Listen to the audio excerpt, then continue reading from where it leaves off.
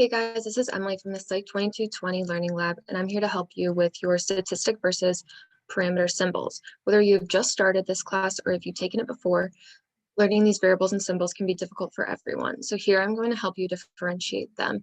Some of these symbols you have already seen in class and some you will not see at the end of class, at the end of the semester. So please feel free to return to this as a guide. So a sample statistic is a number based on a sample taken from a population. And these symbols usually use Latin letters. And a population parameter is a number based on the whole population, which is usually symbolized by Greek letters. So already there, that can help you. And it's very easy to remember sample statistic and population parameter because they start with the same letters. Now for mean, the sample statistic is going to be X bar.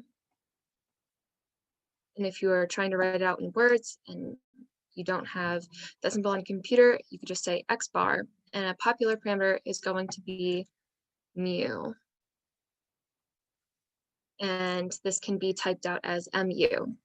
For variance, for sample statistic, you are just going to use SD squared because variance is just the standard deviation squared. And for the population parameters, you are going to use the Greek symbol sigma squared. And then for standard deviation, the square root of both of those symbols is what we will have. So we will just have standard deviation for the sample statistic. And if we're talking about the overall population, it is going to be just sigma.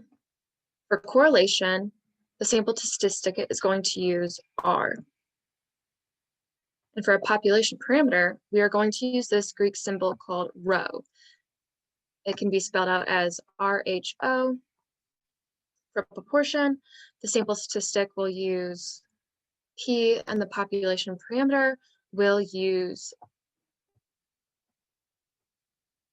pi.